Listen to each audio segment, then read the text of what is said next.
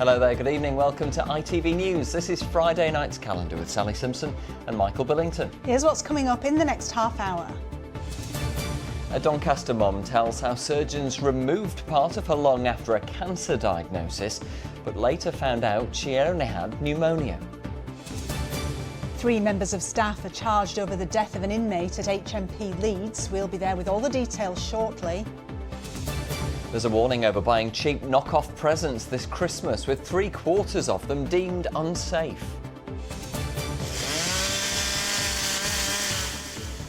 A cut above, we meet the former Yorkshire art teacher who's branching out. But don't try this at home. And I'm here in a very wet Brimington near Chesterfield, ready to bring you some festive cheer with a Christmas light switch on.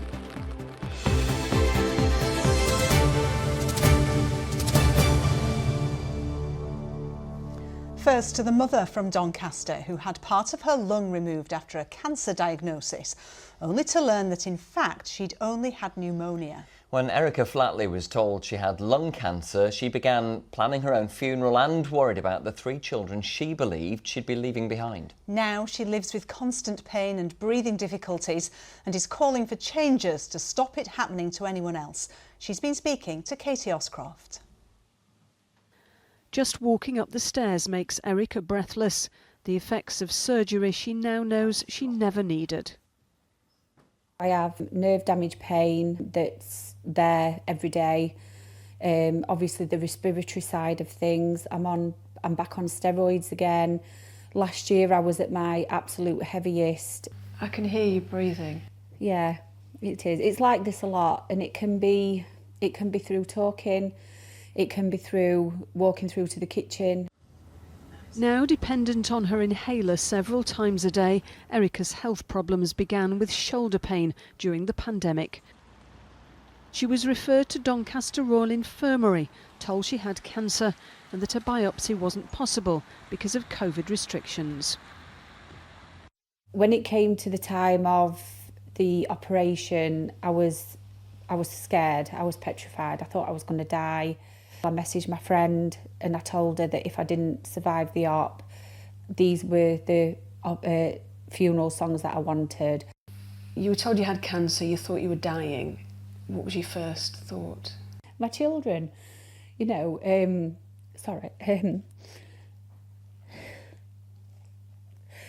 what were they going to do without me?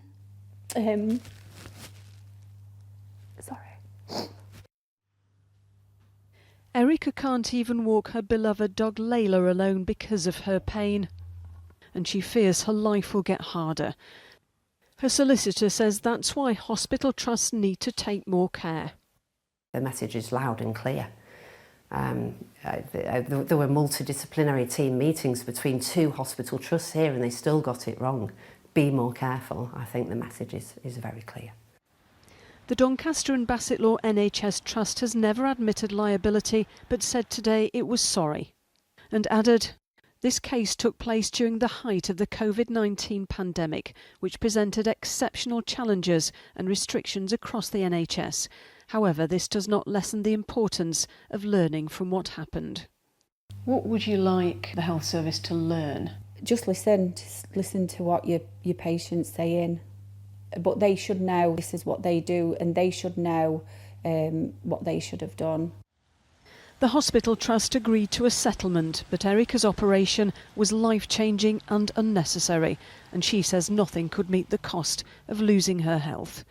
Katie Oscroft, ITV News, Doncaster. Yorkshire doctors have begun a 5-day walkout in the long-running row over pay. Picket lines appeared outside hospitals in Hull, Leeds and Sheffield. The Health Secretary says resident doctors, the new name for junior doctors, have received an almost 30% increase in pay over 3 years. But the BMA's argued that accounting for inflation, pay is still down by more than a fifth. Now, 3 members of staff at HMP Leeds have been charged over the death of a prisoner 4 years ago. Christopher Pearson died at the jail in 2021. Ben Bason is there for us this evening. Ben, what do we know about this death? Well, this case dates back 4 years. Christopher Pearson is reported to have suffered mental health problems while he was serving his sentence here at HMP Leeds.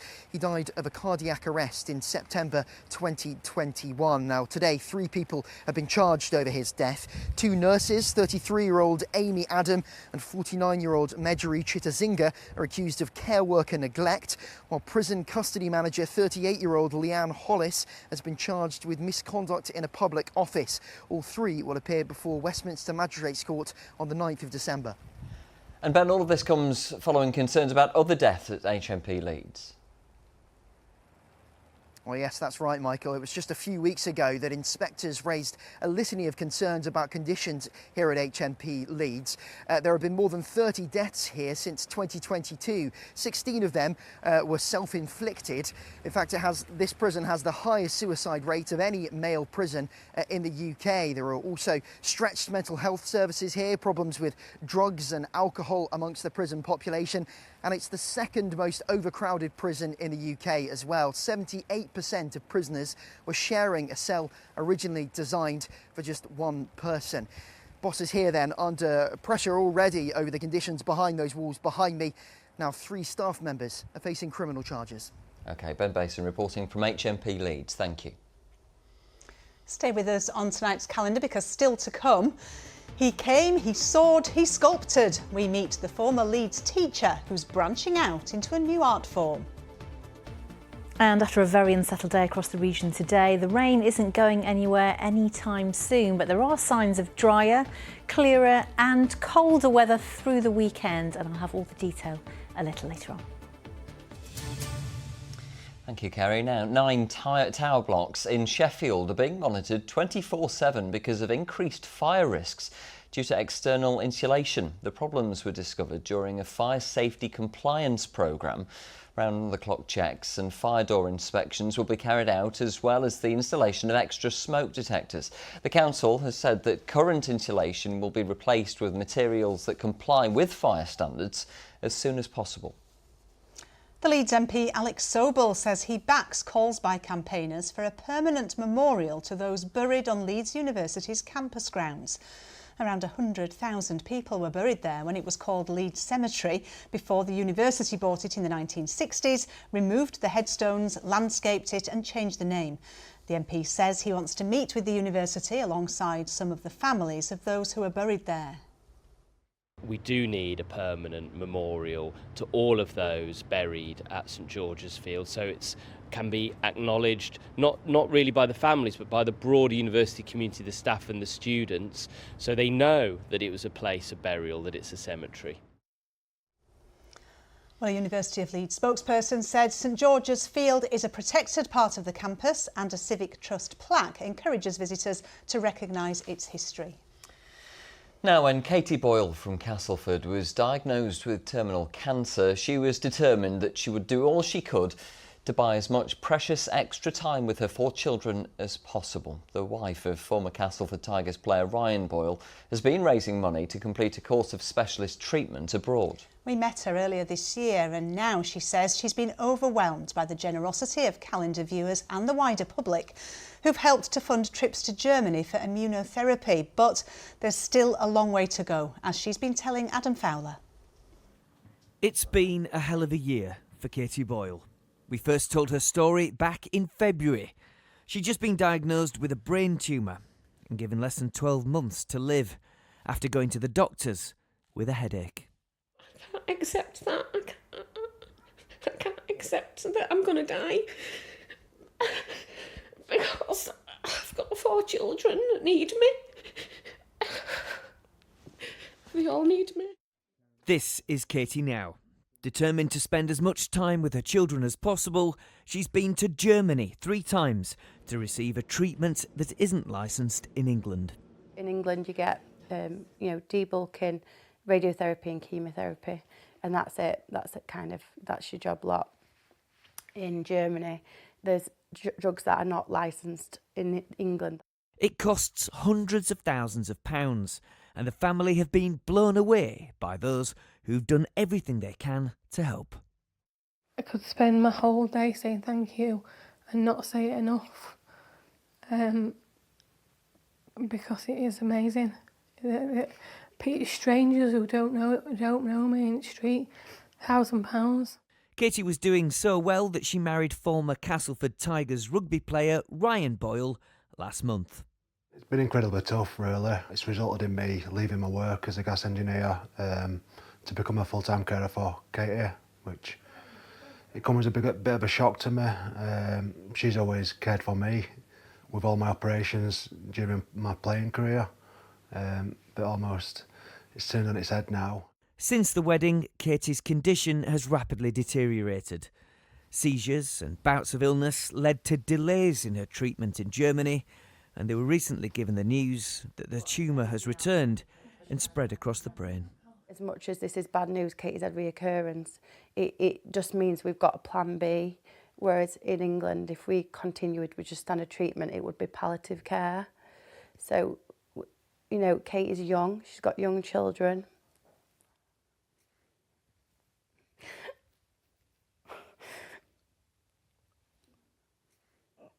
We know there's other options and we know we can get them. We just need funds. That's it. And Katie's family are doing everything they can to raise them, with a GoFundMe page and a charity ball planned at Ellen Road next week. All of it part of Katie's effort to be there for her children for as long as she can. Adam Fowler, ITV News, Castleford. Your heart goes out, doesn't it, to Katie and her family. Of course, we wish them well. Desperately sad story, and thank you to Katie for sharing her story with us, which we will continue to follow her progress. On to other news now, and dangerous fake toys are flooding into the country as criminals look to exploit the demand for hard-to-get gifts. Border Force say the surge in counterfeit goods has seen them seize more than 250,000 of them coming into the country. 3/4 of them failed safety tests. Well, now a shop owner from Sheffield says he and his colleagues are having to become ever more vigilant to spot the dangerous toys. Kevin Ashford has been finding out more. Authenticity is a key selling point for this specialist toy shop in Sheffield, and they're constantly checking to make sure that what's on the shelves is the genuine article. We're a collectible investment toy retailer, so the things that we personally have to check for is on vintage toys, resealed packaging, reprinted cards, and the main one is reproduction weapons, especially for kind of Star Wars, Masters of the Universe, because those reproductions are getting so good. So how can we spot a counterfeit toy? The packaging is obviously made to look very similar, but the quality of the packaging is really poor anyway, and you'll find there'll be some spelling mistakes. So for example, on this one, the labeler should say monsters, but actually it's spelled incorrectly. So a bit of a giveaway. And also the face is really squidgy on the fake one, and the genuine one, the face is obviously very hard and is better quality. And that lack of quality can have serious consequences. Yes, so as you can see from this is another Labubu doll.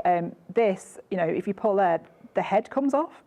So that's obviously going to, if a child's playing with that, it's going to be quite dangerous. So, so choking hazards, the feet, so, really dangerous. And also if you look on some of these plushie toys as well, which you see quite a lot, again, really bad quality. That's going to come off if I pull it off.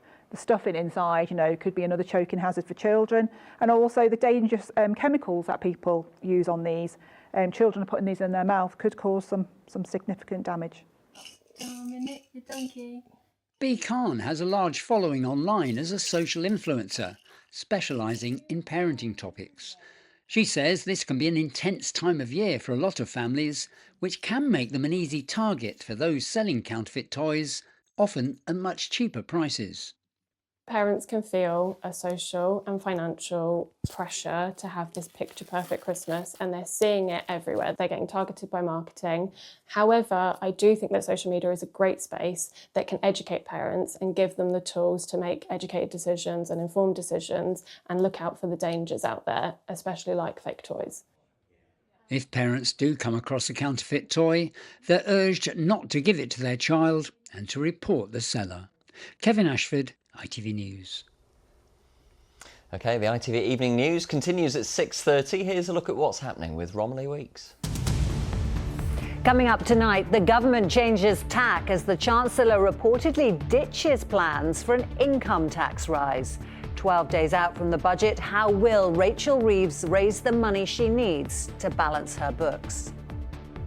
Following an ITV News investigation, the Health Secretary vows to put a stop to do not resuscitate orders being given to learning disabled people without their consent.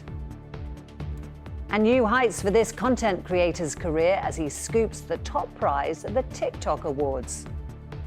Join me for those stories and more at 6:30. Thanks, Romilly. On to some sport now. And the administrators at Sheffield Wednesday have revealed they have 11 parties that have registered serious interest in buying the club.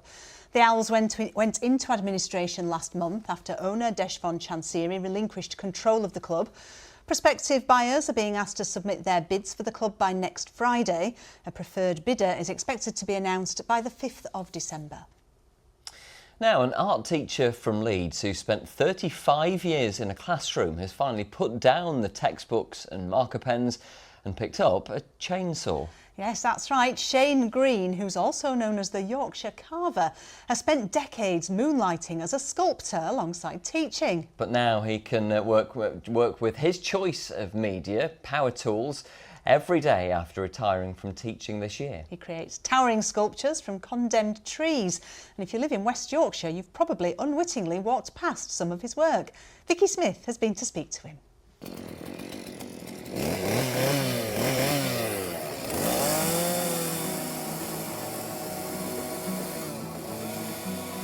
I just like the speed and spontaneity of it, and you can create a lot of work very quickly. So you can just let the blade take you somewhere, and if you change your mind halfway through a shape, something else appears with the block. Just allow your imagination to just move with the space. Hi, I'm Shane Green. I'm the Yorkshire Carver. I'm a full-time chainsaw sculptor at last, having done teaching in arts, teaching art in schools for many, many years. When you're carving and you're in that moment, what are you feeling? Sounds like Billy Elliot, this. I go into a trance. What does he say when they asked him how does it feel to dance? And he just goes, I disappear. You just see spaces, you move faster, you oil up very quickly, and that's the magic of the carving with a chainsaw. But I hasten to add, it's dangerous. So if anyone's thinking, oh, I'm going to do that, you need full armour on, body protection, ears, eyes, face, gloves, leggings, because the saw can bounce and it can be very dangerous. But once you've used smaller bars, it's like just moving your hands. You're dancing with the blocks. So yeah, I love it. His labour of love can be found in many places in Yorkshire, if you know where to look. Hidden in the trees of his home city's biggest and most famous park are 16 sculptures. Shane carved the trail in Roundhay in Leeds in his spare time and free of charge. After one day he was on a walk and spotted 8 felled beech trees. They were just getting wet and they were going to rot, so I thought, well, I could save them and do something for this park. And I spoke to a couple of people from Parks and Countryside here. They said you can do what you want if it's nature. I mean, a lot of them are about the scale and encouraging adults and kids' imagination likewise. Well, this is brilliant. Can we see some more? Yeah, absolutely. It's down this way. His sculptures are all based on wildlife that call this park home. As they age, the colour will change with the elements, but will be here for decades to come. Do you see this then as a gift to the people of Leeds? Well, it is, yeah, for all of the 8 sculptures. Hard labour, long days after teaching in a classroom in the dark. So this is one of the penultimate ones then? Yeah, there's just a wild meadow one just there, which celebrates a new wild meadow that they've introduced. It's what you do, it's what your passion is, but are you hoping that people are also going to come out in nature as well? Absolutely. I mean, it's a beautiful park round. It's one of the best parks in Europe. I hope it brings more people out to look at them and appreciate nature and see a little bit of magic. Yeah, well, thank you for showing me. You're welcome.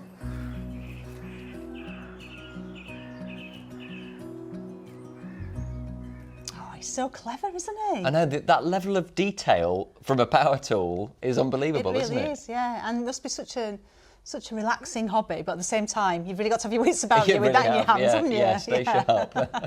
Pardon the pun. Now, if you were out in Saltaire last night and looked to the skies, you were certainly in for a treat.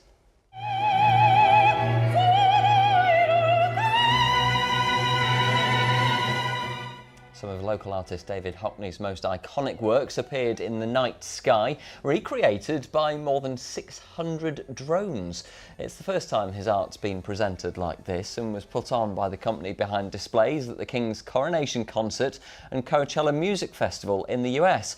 Last night's show was all part of Bradford's City of Culture celebrations. It certainly looks dramatic, doesn't it? It's really clever. They look absolutely fantastic. Yeah. Better than the Aurora. You could certainly be guaranteed to see a spectacle there. That's for sure. And talking of dazzling light displays, a special display in North Derbyshire, which is bringing the community together to demonstrate the spirit of Christmas. Yes, we know it's still around 6 weeks to go until the big day, but June Air likes to raise money for charity in Brimington, and Fraser Maud is there for us now. Are you feeling festive, Fraser? I'm feeling wet, that's for sure. Thank you very much, Michael. The only thing droning on here is going to be me, I'm afraid. This is looking a little bit dark at the moment, so I think we need to sort that out with June. Shall we give them the countdown, June? Yep. 3, 2, 1, on! Oh my goodness, it's working. We've got some working. Are we going to get them all working? On, Mark. Here we go. We've got the lights on. Here we are. Now, June, tell me, the third year that you've done this, what possesses you to do this for Christmas? To be honest, we started off 3 years ago, just as a small, a few items. Enjoyed it. We never had the time or the money when the children were little. As they start getting bigger, you start enjoying it more. And so how long does it take you to do it? This has taken since last Christmas. I can imagine. Once you start designing, you're like planning for next year. And all for a good cause. Absolutely. For a good cause. We've got Ashgate Hospice, our local place that helps people with various different life-limiting illnesses and stuff. And I show Rottweilers, so a dog charity, Rottweiler Association, and another charity. Fantastic. Yeah. 2 good causes. A lot of amazing, fantastic lights, and you can come down here anytime. They're on now. They're going to be on up until Christmas. If you want to come down, come and have a chat. Let's have a chat with the local councillor here, Richard.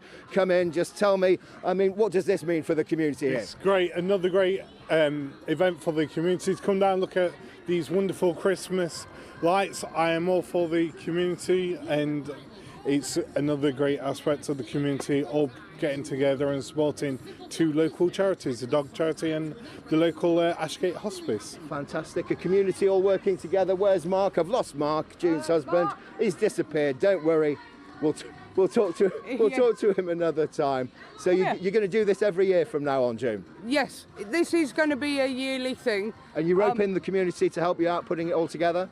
Yes, the community has been helping out. Our electrician, Cameron Notley, he's put all of his hard work in after he finished work the other day for hours, free. Well, Cameron, big thumbs up to you. You've done a cracking job. It looks fantastic, and like I say, anyone who wants to come and see it, pop down here to Brimington, fill your boots and make sure you put some money in the pot for charity. Fraser in Chesterfield, thank you very much. I'm so relieved that the rain didn't short any circuits there. Thank goodness for that. Now, Kessa's here, evening. A bit of a tale of 2 halves, because me and Sally we had a little trip down to London, didn't we, yesterday? We did the usual northern thing of getting off the train and saying how warm it was down south. Beautiful, like mid-teens, and today mid-teens. But this morning, the first snowfall of the season in Scotland, and we have literally been right in the middle. And when I say right in the middle, I mean right in the middle. So where that dividing line is between the cold and the warm air mass, Storm Claudia came up this morning and has basically produced outbreaks of rain throughout the day, particularly west of Sheffield for parts of northeast Derbyshire, like we've just seen there, and down into parts of North Nottinghamshire. And it's going to continue over the next few days or so, the next few hours, I should say, days, oh my goodness. Easterly wind, very choppy even this morning at Whitby. A big thank you to Carl, who was there first thing. And like you say, this was yesterday, bees and blossom for Sean Womersley, who lives in Ossett. But this was his brook first thing this morning, and 5 hours later it looked like this. So there's still a real risk of flooding as we head through into this evening and overnight tonight. And also if you are worried, we've just got a number of alerts, no warnings currently, but this is what I do. I go to gov.uk and I put in check for flooding, and it comes up with the whole of the map of our region, and you can just click and inform yourself. So basically it is getting worse over the next few hours, but it's definitely getting better through the weekend, and it's going to feel feel, oh my goodness, so different as we head into next week. Here's your forecast. Today's forecast: seafood and sugar cube towns. TUI sponsors ITV Yorkshire Weather. Yes, so warnings continue as we head deeper into tonight. Until midnight, an amber weather warning in place for parts of South Yorkshire, North Nottinghamshire and North East Derbyshire, but the whole of our region under a yellow warning as we head through into the early parts of tomorrow, with that slow process of conditions very gradually improving. It will start to feel colder, drier and clearer as we head into Sunday.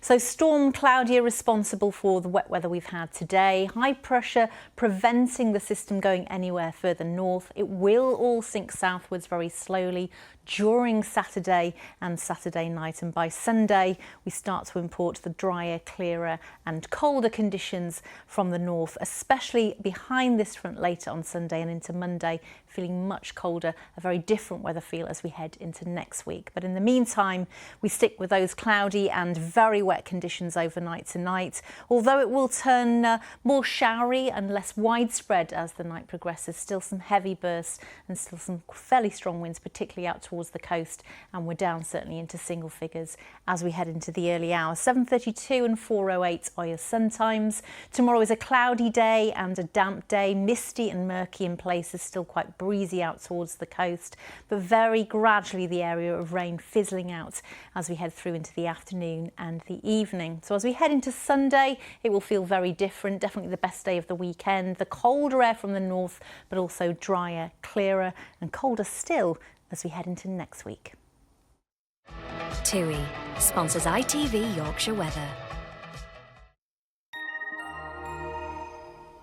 Did I notice a hint of that Scottish snow heading this way then? Yeah, there is a little bit of snow on the forecast as we head through into next week. Some lovely sunshine, feeling cold, but yeah, snow. But yeah, in the meantime, certainly for this evening, it's all about the rain. Certainly is. Well, stay dry. Thanks very much indeed for joining us. I'll be back at 10:30. Romilly Weeks is next, but from all of us, have a good weekend. Enjoy your wet weekend. Take care. Bye.